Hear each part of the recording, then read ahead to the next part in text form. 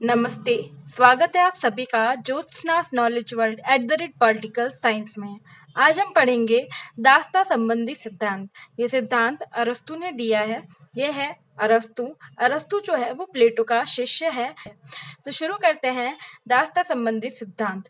सबसे पहले अरस्तु के एक कथन से शुरुआत करते हैं। अरस्तु ने कहा है, जिस प्रकार वीणा आदि वाद्य यंत्रों की सहायता के बिना उत्तम संगीत उत्पन्न नहीं हो सकता, उसी प्रकार दासों के बिना स्वामी के उत्तम जीवन का तथा बौद्धिक एवं नैतिक गुणों का विकास संभव नहीं है। ये कहा है अरस्तु ने। अरस्तु का ये कथन इस प्रकार से है कि जैसे अच्छा संगीत बनाना है, अच्छा गीत बनाना है, अगर मधुर गान बनाना है तो उसके लिए वाद्य यंत्र यानी कि चाहे वीणा हो, चाहे सितार हो, चाहे बांसुरी हो, इन सब का होना जरूरी है। उससे ही गीत की जो मधुरता है वो बढ़ती है। उसी प्रकार जो स्वामी होता है उसके जीवन में जब तक दास नहीं होगा, उसके बौद्धिक यानी विवेक का और नैतिक गुणों का जो विकास है वो नहीं हो पाएगा। आगे बढ़ते हैं, जानते हैं दास्ता का अर्थ व परिभाषा। सबसे पहले अरस्तु का कथन पढ़ते हैं, अरस्तु की परिभाषा पढ़ते हैं। जो स्वभावतः अपना नहीं है लेकिन दूसरों का है वह दास है। अरस्तु का कहना है ये कि जो स्वभाव से अपना खुद का नहीं है और दूसरों का है, पराया है, वो क्या है? दास है। ये अरस्तु के द्वारा दी गई परिभाषा है।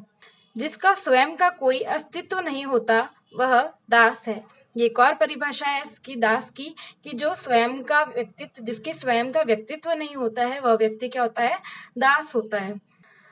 अरस्तु ने परिवार के प्रमुख अंगों के बारे में बताया है, जिसमें पहला है स्वामी, दूसरा है सेवक या फिर दास, तीसरा है पति, चौथा है पत्नी, पांचवा है पिता, छठा है माता और सातवां है संतति। इन सब से मिलकर जो है परिवार का निर्माण होता है। ऐसा किसने बताया है? अरस्तु ने बताया। अरस्तु ने स्वामी, सेवक, पति, पत्नी, माता, पिता और संतान को जो है, संतति यानी संतान को जो है परिवार का अंग माना है। अरस्तु ने जो है संपत्ति के प्रकार बताए हैं कि संपत्ति कितने प्रकार की होती है। अरस्तु के अनुसार संपत्ति दो प्रकार की होती है। पहली है सजीव संपत्ति और दूसरी है निर्जीव संपत्ति। तो सजीव संपत्ति में क्या क्या आता है? इस संपत्ति में पशु, हाथी, घोड़े तथा दास आदि को सम्मिलित किया जाता है। सजीव क्या होता है?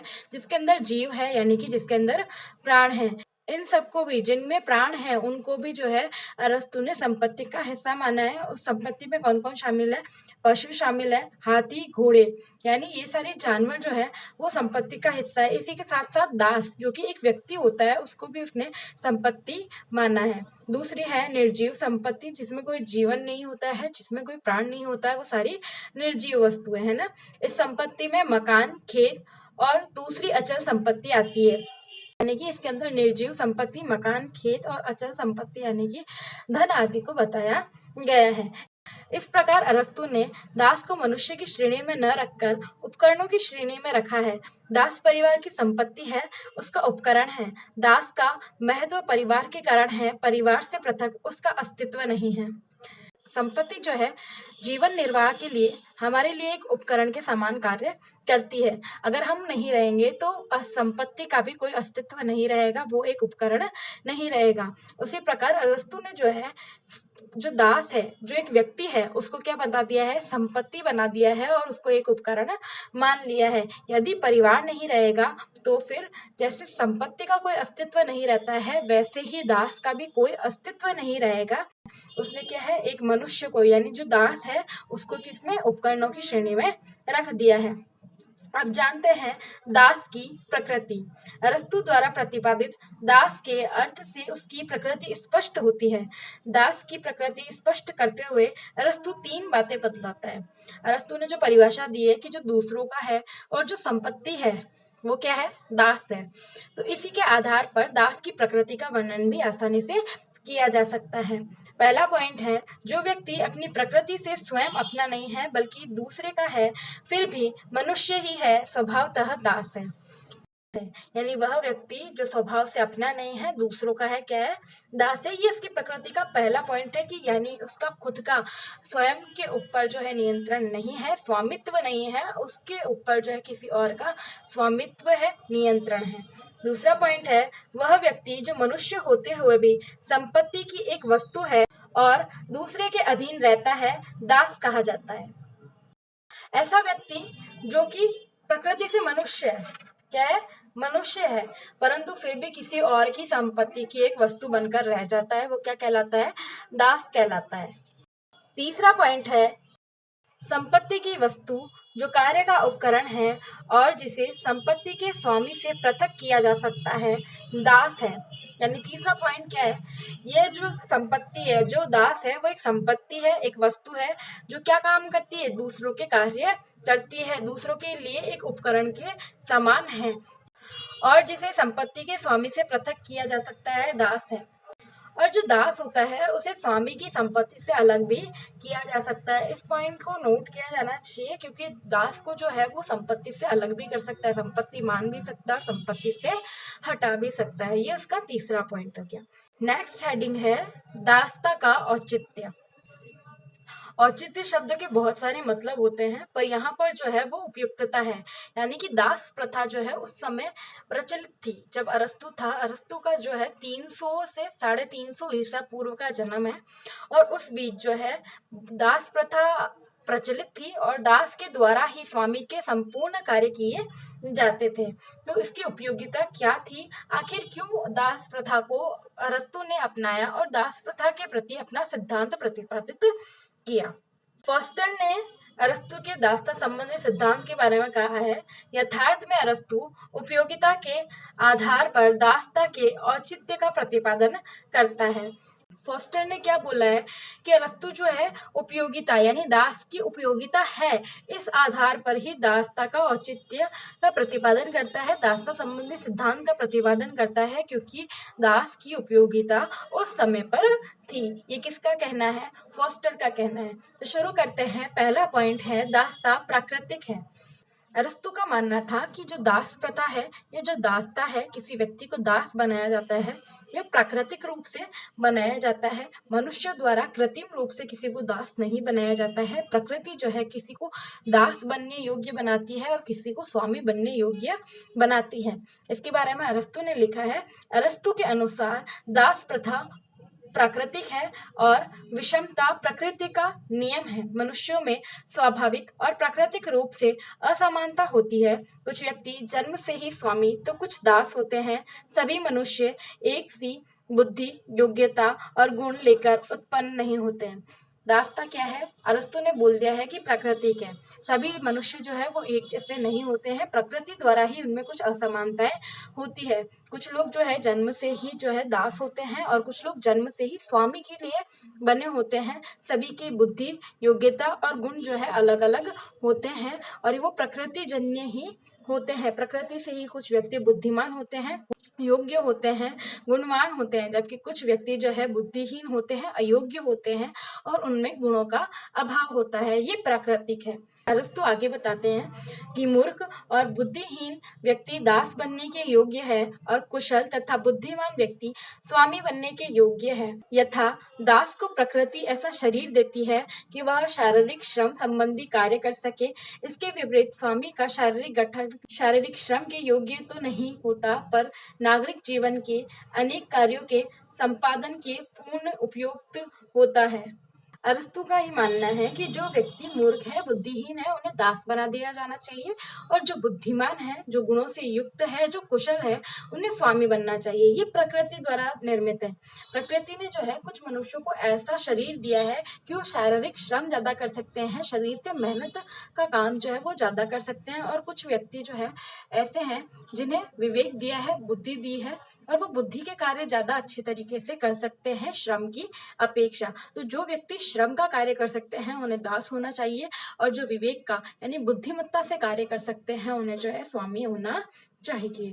तो दासता क्या है, प्राकृतिक है। प्रकृति ने ही मनुष्यों को जो है बुद्धिहीन या बुद्धिमान बनाया है। इस आधार पर जो दास प्रथा है या जो दासता है वो सिद्धांत जो है प्राकृतिक है, प्रकृति द्वारा जन्य है। दूसरा पॉइंट है, दासता दोनों पक्षों के लिए उपयोगी है। यहाँ दोनों पक्षों से तात्पर्य है, पहला पक्ष है दास और दूसरा पक्ष है स्वामी। यानी स्वामी और दास दोनों के लिए ही जो दास प्रथा है या जो दासता है वो दोनों उपयोगी है। इसमें आगे पढ़ते हैं। दास प्रथा केवल स्वामी के लिए नहीं अपितु दास के लिए भी उपयोगी है, यानी स्वामी और दास दोनों के लिए ही उपयोगी है। तो पहला पॉइंट है इसमें स्वामी के पक्ष में उपयोगी है, यानी स्वामी के लिए दास प्रथा या दासता कैसे उपयोगी है। पढ़ते हैं इसके अंदर। बुद्धिमान एवं विवेक संपन्न स्वामी को राजकार्य एवं अपने बौद्धिक व नैतिक गुणों के विकास के लिए समय और विश्राम की आवश्यकता होती है। यह अवकाश उन्हें तभी मिल सकता है जब दास उनकी आर्थिक आवश्यकताओं की पूर्ति हेतु श्रम करें। यानी स्वामी का क्या कार्य होता है कि वह बुद्धिमान होता है, वह विवेकशील होता है, इसलिए वो राज्य के कार्यों को अच्छी तरीके से कर सकता है। और राज्यों के कार्य को करने के लिए उसका बौद्धिक विकास, उसका नैतिक विकास होना बहुत ज्यादा जरूरी है। और वो तभी हो सकता है जब उसको पर्याप्त अवकाश मिले, पर्याप्त समय मिले, ताकि वो अपने बौद्धिक और नैतिक गुणों का विकास कर सके। और यह अवकाश जो है उसे तभी मिल सकता है जबकि दास जो है उसके बदले में काम करे, उसके बदले में श्रम करे और जो आर्थिक आवश्यकता है उनकी पूर्ति करेगा। दूसरा पॉइंट है दास के पक्ष में उपयोगी। जो दास प्रथा है वो खुद दास के हित में कैसे है। अरस्तु बताता है कि दास के दृष्टिकोण से भी ये प्रथा उतनी ही उचित है। अरस्तु के अनुसार दास निर्बुद्धि व अयोग्य होते हैं, लेकिन स्वामी के साथ संबद्ध होने से उन्हें आत्म संयम और विवेक के गुण को समझने का अवसर मिलता है और उन गुणों का लाभ भी प्राप्त होता है। अरस्तु ने पहले ही बता दिया था कि जो दास व्यक्ति होते हैं वो प्रकृति से ही बुद्धिहीन होते हैं, अवगुणी होते हैं, उनमें किसी प्रकार का गुण नहीं होता है, वो निर्बुद्धि होते हैं, अयोग्य होते हैं। तो जब अयोग्य व्यक्ति स्वामी जो कि विवेकशील बुद्धिमान व्यक्ति है उसकी संगत में रहेगा, उसके साथ रहेगा, तो उसके अंदर भी कुछ गुणों का विकास होगा, वह समझने का अवसर मिलेगा, उसे विवेक के गुणों को जानने का अवसर मिलेगा और वह गुणों का लाभ प्राप्त कर सकता है, अपने अंदर भी गुण जो है वो विकसित कर सकता है, ऐसा अरस्तु का मानना है। और इस कारण जो है दास प्रथा दास के भी हित में होती है। तीसरा पॉइंट है दासता नैतिक है। अरस्तु कहता है कि स्वामी गुणी और दास गुणहीन होते हैं, अतः स्वामी का कर्तव्य है कि दासों के प्रति स्नेहपूर्ण और दयालु रहे तथा दास का काम है कि वह स्वामी की आज्ञा का पालन करे। यानी कि दास प्रथा के अंदर भी नैतिकता का पूर्ण रूप से पालन होना चाहिए। जो स्वामी व्यक्ति है वह हमेशा दास के प्रति अच्छा व्यवहार करे। स्वामी का ये कर्तव्य होता है कि वह दास को जो है अच्छे तरीके से व्यवहार करे, उसके प्रति दयालु रहे और स्नेहपूर्ण व्यवहार उसके प्रति करे। यानी कि दास को जो है अच्छा से अच्छा व्यवहार दे, उसका सम्मान करे और उसे भी एक मनुष्य के समान ही माने। और जो दास है उसका ये काम होता है कि वो स्वामी की जितनी भी आज्ञा है, स्वामी जो कुछ भी काम करने को कहे उसका पालन करे, उस कार्य को पूरा करे, ये दास की जिम्मेदारी होती है। चौथा पॉइंट है राष्ट्रीय अर्थव्यवस्था तथा स्थायित्व का अंग। अरस्तु का दास प्रथा का सिद्धांत देने का सबसे बड़ा कारण यही था कि राष्ट्रीय अर्थव्यवस्था और स्थायित्व को बनाए रखना, क्योंकि दास प्रथा उस समय अर्थव्यवस्था और वहां की जो जनजीवन था उसका बहुत गहरा अंग बन चुकी थी। यदि दास प्रथा को हटाने की बात कही जाती या दास प्रथा को हटा दिया जाता तो राष्ट्र की अर्थव्यवस्था बिगड़ जाती और जनजीवन जो है अस्त व्यस्त हो जाता। ये सबसे मुख्य कारण है कि अरस्तु ने दासता का समर्थन किया है और दास प्रथा का सिद्धांत प्रतिपादित किया है। अरस्तु के समय में दास प्रथा लगभग संपूर्ण यूनानी जगत में प्रचलित थी और राष्ट्रीय अर्थव्यवस्था तथा स्थायित्व का अंग बन गई थी। दास प्रथा को अस्वीकार करने से न केवल नगर राज्यों का शक्ति संतुलन बिगड़ने का डर था, वरन इन राज्यों की आर्थिक, सामाजिक और राजनीतिक व्यवस्था के ध्वस्त हो जाने की भी आशंका थी। जैसा कि मैंने आपको शुरुआत में ही बता दिया कि राष्ट्रीय अर्थव्यवस्था का जो है दास प्रथा बहुत गहरा अंग बन चुकी थी। ठीक वैसे ही यहाँ बताया गया है कि अगर राज्य के अंदर दास प्रथा को हटा दिया जाता तो वहां पर आर्थिक, सामाजिक और राजनीतिक अव्यवस्था फैल जाती और उससे जो है ये सारी व्यवस्थाएं ध्वस्त हो जाती, गिर जाती और सबका जो संतुलन है वो बिगड़ने का डर बना रहता। इस कारण अरस्तु ने जो है दास प्रथा को अपनाया है और दास प्रथा के सिद्धांत का प्रतिपादन किया है। पांचवा पॉइंट है दासता संपूर्ण समाज के हित में। यानी दास प्रथा जो है, जो दासता है वो संपूर्ण समाज के हित में थी, उनके अच्छाई में थी, उनके भले के लिए थी।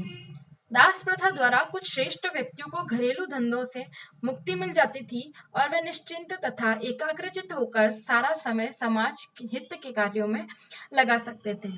दास प्रथा से क्या होता है, समाज का अच्छा होता है, भला होता है, हित होता है। कैसे होता है कि दास के होने के कारण जो स्वामी वर्ग है वो अपना सारा काम जो है भुलाकर सिर्फ और सिर्फ समाज के हित में कार्य करते हैं, समाज कल्याण और समाज की भलाई के लिए सोचते हैं और समाज के लिए ही कार्य करते हैं, जिससे कि समाज का भला होता है। वह अपने निजी कार्यों से हटकर समाज के लिए समय दे पाते हैं। छठा पॉइंट है विवेक के दृष्टिकोण से दास प्रथा का औचित्य। विवेक की दृष्टि से और बुद्धिमत्ता की दृष्टि से भी दास प्रथा जो है उतनी ही उपयुक्त है, उतनी ही सही है जितनी की बाकी सब नजरों से, बाकी सब दृष्टिकोण से थी। चाहे वो प्राकृतिक दृष्टिकोण हो, चाहे उपयोगिता का दृष्टिकोण हो, चाहे नैतिकता का हो, चाहे आर्थिक अर्थव्यवस्था का संबंधित दृष्टिकोण हो, उसी तरीके से विवेक के दृष्टिकोण से भी जो दास प्रथा है वो उचित है। तो कैसे है, अरस्तु के अनुसार स्वामी और दास के आपसी संबंध बिल्कुल आत्मा और शरीर के समान है। जिस प्रकार आत्मा शरीर पर शासन करती है, उसी प्रकार दास पर स्वामी का शासन विवेकशील है। विवेक के अनुसार स्वामी के निर्देश में रहकर ही दास अपना विकास कर सकता है। अब अरस्तु कहता है कि जिस प्रकार ये शरीर और आत्मा होती है ना, वैसे ही शरीर पर शासन कौन करता है, आत्मा। यदि आत्मा शरीर से अलग हो जाए तो इस शरीर का कोई अस्तित्व नहीं रहता, ये शरीर जो है निर्जीव हो जाता है। आत्मा जब शरीर पर शासन करती है तभी तक वो कार्य कर सकता है, चलता है और उसका विकास हो सकता है, शरीर का विकास हो सकता है। उसी प्रकार जब इससे एक स्वामी दास के ऊपर शासन करता है तो दास का विकास होता है। दास और स्वामी को अलग अलग कर दिया जाए तो दास का कोई अस्तित्व नहीं रहेगा, जैसे आत्मा और शरीर को अलग करने पर शरीर का कोई अस्तित्व नहीं रहेगा। इसमें आत्मा जो है वो स्वामी का प्रतीक है और जो शरीर है वो दास का प्रतीक है। यानी कि स्वामी का जो है दास पर शासन करना जो है विवेकशील है और उसके निर्देश में रहकर, यानी कि स्वामी के निर्देश में रहकर जो है दास का भी अपना विकास हो सकता है। और अगर स्वामी से दास अलग हो जाता है तो दास का विकास जो है अवरुद्ध हो जाता है, रुक जाता है। और अगर दास जो है स्वामी के अधीन रहता है, स्वामी के शासन में रहता है, निर्देश प्राप्त करता है, तो उसका भी विकास होता रहता है। सातवां पॉइंट है युद्ध का आधार। युद्ध में पराजित व्यक्ति को अरस्तु दास बनाने के पक्ष में है। पराजित व्यक्ति को दास बनाया जाए या नहीं, ये निर्णय वह विजेता पर छोड़ देता है। अरस्तु गृह युद्ध में पराजित होने पर भी यूनानी को दास न बनाने के पक्ष में है। पहले के समय युद्ध होते थे, अब यदि युद्ध होता है तो एक व्यक्ति जीतेगा और एक व्यक्ति हारेगा, ये निश्चिंत है। जो पराजित व्यक्ति है उसे जो है विजयी व्यक्ति का दास बना दिया जाता है। अब किसी व्यक्ति को दास बनाना है या नहीं बनाना है, ये जो विजय प्राप्त करी है, जो जीता है व्यक्ति, उसके ऊपर छोड़ देता है अरस्तु कि जीतने वाला व्यक्ति डिसाइड करेगा कि हारने वाला व्यक्ति दास बनेगा या फिर नहीं बनेगा। पर अरस्तु ने एक कंडीशन और बताई है कि अगर यूनान के अंदर ही यूनानी लोगों में आपस में ही गृह युद्ध हो गया, यूनानी ही आपस में लड़ रहे हैं, तो कोई एक जीतेगा और कोई एक हारेगा, तो हारने वाला व्यक्ति यूनानी है तो उसे दास नहीं बनाया जा सकता है, क्योंकि अरस्तु का मानना है कि यूनान में सभी व्यक्ति जो है बुद्धिमान होते हैं, गुणवान होते हैं और योग्य होते हैं, इसलिए उनको जो है दास नहीं बनाया जा सकता। दास्ता के प्रकार, अब जानते हैं दास्ता के प्रकार। अरस्तु ने दो प्रकार की दास्ता बताई है। पहला है स्वाभाविक या प्राकृतिक दास्ता और दूसरा है वैधानिक या कानूनी दास्ता। जानते हैं स्वाभाविक या प्राकृतिक दास्ता का अर्थ। कुछ व्यक्ति जन्म से ही मंदबुद्धि, अकुशल व अयोग्य होते हैं, वह स्वाभाविक दास कहलाते हैं। जो व्यक्ति पहले से ही जन्म से ही मंदबुद्धि है, अयोग्य है, अकुशल है, अवगुणी है, वो व्यक्ति क्या कहलाएंगे, दास कहलाएंगे और ये प्राकृतिक दासता होगी। अरस्तु ने लिखा है कुछ मनुष्य स्वभाव से ही दास होते हैं, यानी कुछ व्यक्ति क्या है, स्वभाव से ही प्राकृतिक रूप से ही दास होते हैं, मंदबुद्धि होते हैं, अयोग्य होते हैं, वो दास बनने ही योग्य है। दूसरी है वैधानिक या कानूनी दासता, यानी दास प्रथा जो है दूसरी भी हो सकती है। वैधानिक कानूनी रूप से जो है किसी को दास बनाया जा सकता है। कैसे, इसका अर्थ जानते हैं। युद्ध में किसी अन्य राज्य को पराजित कर लाए हुए बंदी भी दास बनाए जा सकते हैं। इस प्रकार की दासता वैधानिक दासता कहलाती है। यानी युद्ध में अगर आप जीत गए हैं, जो पराजित जो सेना है चाहे व्यक्ति है, उनको आप बंदी बनाकर लेकर आए हैं, तो आप उन्हें भी दास बना सकते हैं और ऐसे बनाए गए दास जो है वो वैधानिक दास या कानूनी दास कहलाते हैं, या दास प्रथा इस प्रकार की होती है। अब एक विशेष नोट लिख लीजिए। अरस्तु के अनुसार यूनान निवासी युद्ध में पराजित हो जाने के पश्चात भी दास नहीं बनाए जा सकते, क्योंकि प्रकृति की ओर से वे दासता के लिए नहीं, स्वामित्व के लिए बनाए गए हैं। अरस्तु ने बताया कि यूनान में रहने वाला जो व्यक्ति है, जो यूनानी व्यक्ति है, वो जो है दास बनाने के योग्य नहीं है, चाहे वो कितना भी पराजित क्यों ना हो जाए। प्रकृति ने उसे जो है स्वामित्व के लिए यानी स्वामी बनने के लिए ही जन्म दिया है, और वो प्राकृतिक रूप से स्वामी बनने योग्य है, इसीलिए उन्हें दास नहीं बनाया जा सकता है। अब आगे चलते हैं। दास प्रथा के बारे में अरस्तु द्वारा प्रतिपादित मानवीय व्यवस्थाएं या सीमाएं।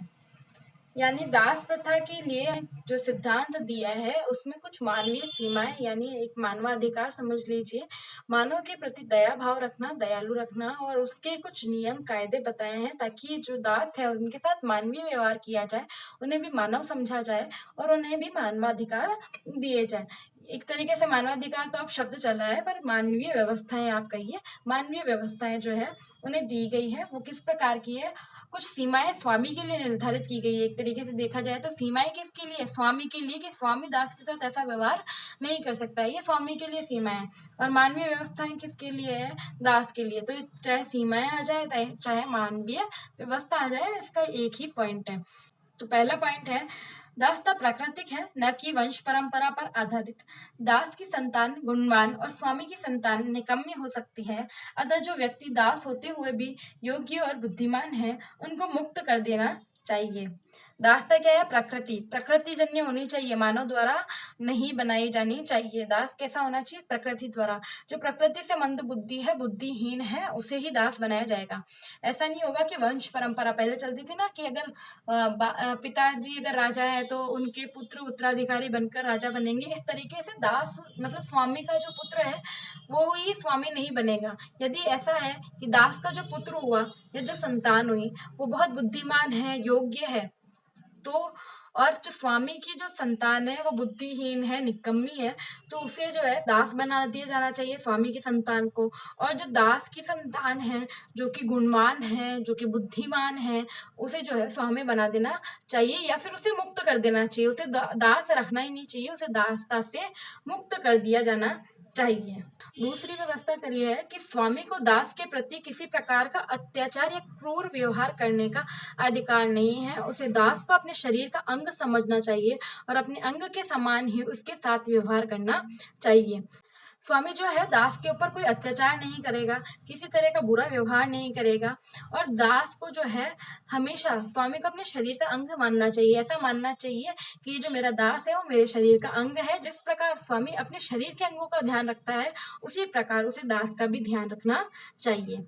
तीसरी व्यवस्था करी है, स्वामी को अपने दास को यह वचन देना चाहिए कि यदि वह अच्छा कार्य करेगा तो उसे मुक्त कर देगा।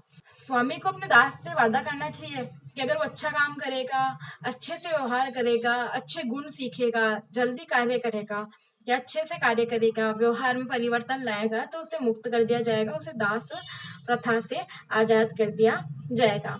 चौथी व्यवस्था करी है, स्वामी को अपने दासों से केवल वही कार्य करवाने चाहिए जिनको करने की उनमें क्षमता है।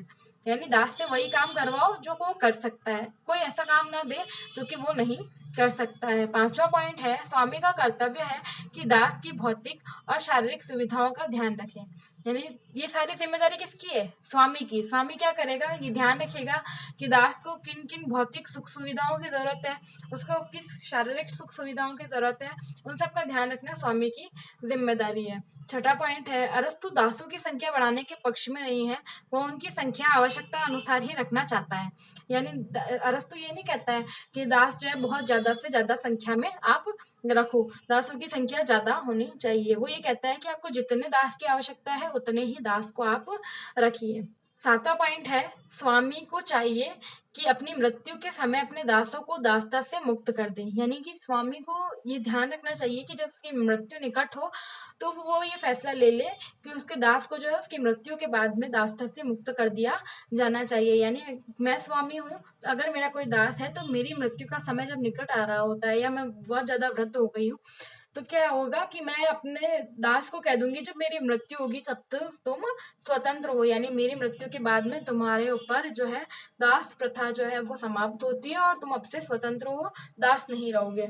हर स्वामी की ये जिम्मेदारी होगी कि वो ये काम करे कि अपने मृत्यु के समय जो है दास को आजाद कर दे, अपने अंतिम समय में जो है वो दास को स्वतंत्र कर दे। 8वां पॉइंट है, समस्त दासों को अपने सम्मुख स्वतंत्रता का अंतिम ध्येय रखना चाहिए। यानी जितने भी दास होते हैं उन व्यक्तियों को अपना लक्ष्य क्या रखना चाहिए, स्वतंत्रता की। अंत में जब अगर हम अच्छा काम करेंगे, हम बुद्धिमान होंगे, हम उस स्वामी से कुछ विवेकशील गुण लेंगे तो हम आजाद हो जाएंगे। और उन्हें यही सोचकर कार्य करना चाहिए कि उन्हें एक दिन आजाद होना है। 9वां पॉइंट है, अरस्तु के अनुसार एक दास अपने बौद्धिक स्तर को ऊंचा उठाता जाएगा, वैसे वैसे ही उसकी मुक्ति मार्ग प्रशस्त होता जाएगा। जब उसका बौद्धिक स्तर स्वामी के बराबर हो जाएगा तो उसे स्वतंत्र कर दिया जाएगा।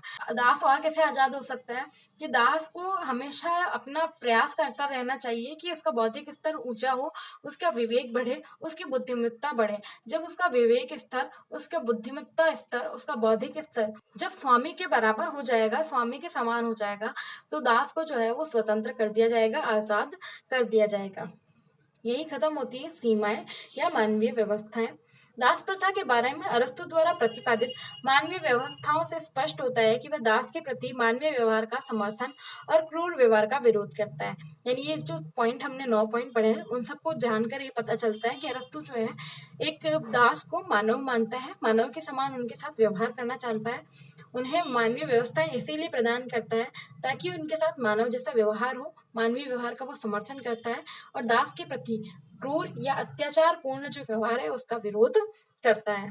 अरस्तु के दासता संबंधी सिद्धांत की आलोचनाएं।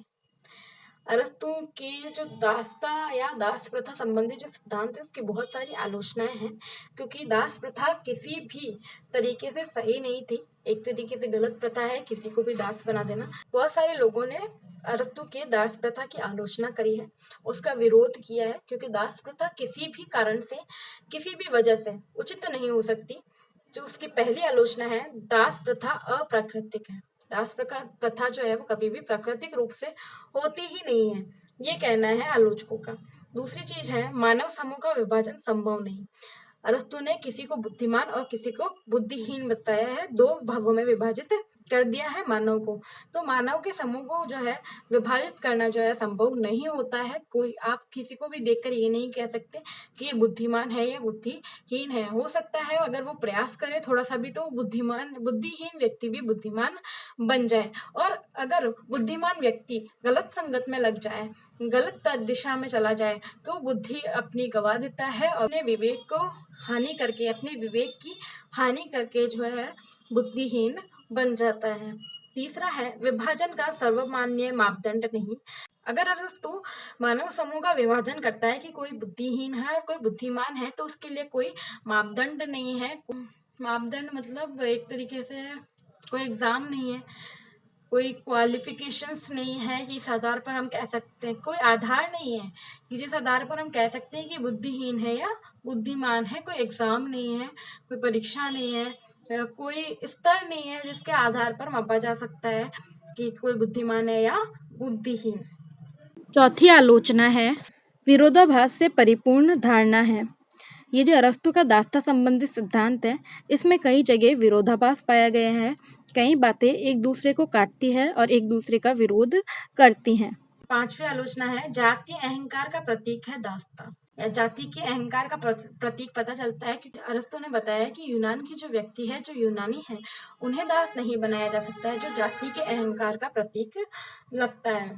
छठा पॉइंट है, सौउद्देश्यता सिद्धांत के प्रतिकूल है। सौउद्देश्यता सिद्धांत भी अरस्तु का एक सिद्धांत है और उसके जस्ट ये अपोजिट है, प्रतिकूल है।